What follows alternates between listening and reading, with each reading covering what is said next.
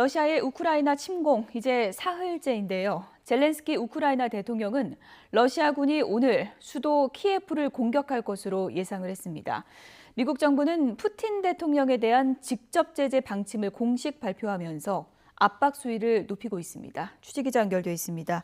조수현 기자. 네, 국제부입니다. 네, 지금 러시아군 어디까지 진입했습니까? 네, 지금 우크라이나 현지 시각은 26일 새벽 3시가 됐는데요. 우크라이나는 국가 총동원령을 내려 전시체제로 전환하고 러시아의 점령 시도에 저항하고 있습니다. 러시아군이 수도 키예프를 에워싸고 우크라이나군의 투항을 압박하고 있는 상황입니다. 블로디미르 젤렌스키 우크라이나 대통령은 러시아군이 오늘 중 수도 키예프를 몰아칠 것이라며 야간 총공세를 예상했습니다. 키예프에 끝까지 남을 것임을 다짐한 젤렌스키 대통령은 화상연설에서 이렇게 말을 했는데요. 수도를 잃을 수는 없다며 러시아군이 모든 병력을 총동원할 것으로 예상되는 만큼 국민에게 어디서든 적을 막아달라고 호소했습니다. 영국 국방부에 따르면 러시아군 대부분이 수도 키예프에서 50km가량 떨어진 지점에 있는 것으로 알려졌습니다.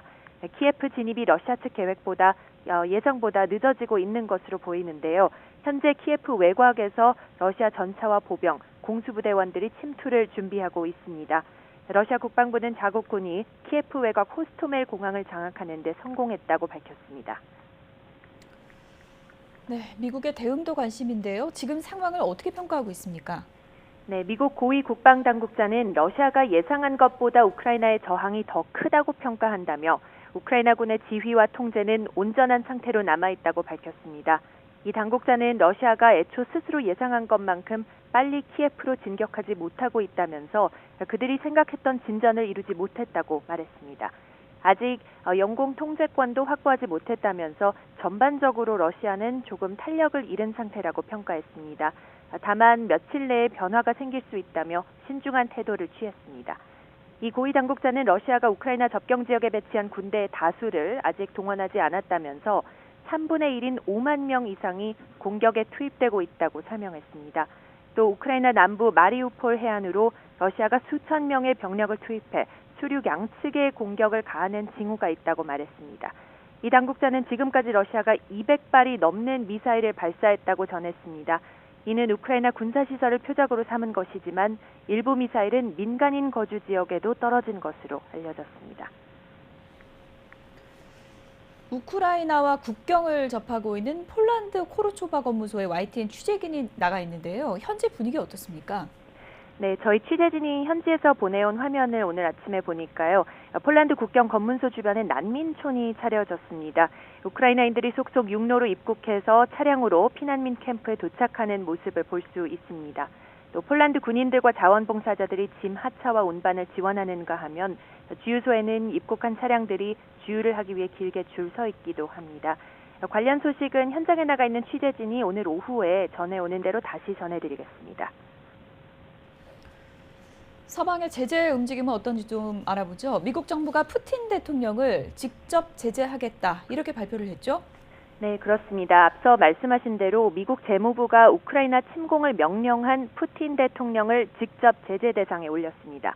재무부는 또 세르게이 라브로프 외무장관, 세르게이 쇼이구 국방장관, 발레리 게라시모프 참모총장도 제재 명단에 추가했습니다. 미국 입국 금지와 미국 내 자금 동결, 또 거래 중단 등의 조치가 취해지는데요. 한 국가의 지도자에 대한 개인 제재는 국제 외교 관례상 흔치 않은 일입니다.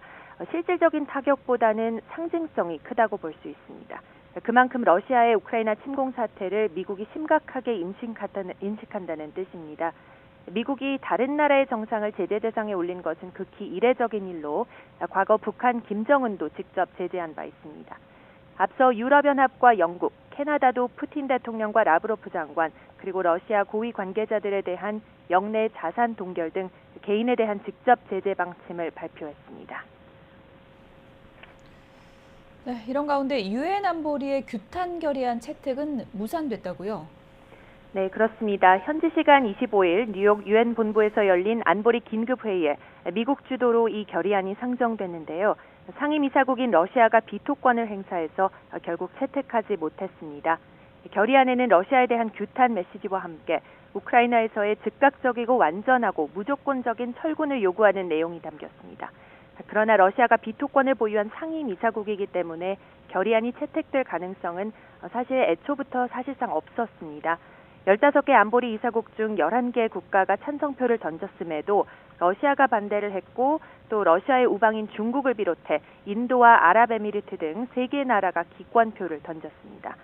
그러나 러시아의 비토에도 앞으로 미국의 결의안 채택 노력은 계속될 것으로 보입니다. 현지 언론들은 미국 등 서방 국가들이 조만간 러시아 규탄 결의안을 유엔 총회에 제출할 것으로 전망했습니다. 지금까지 국제부에서 전해드렸습니다.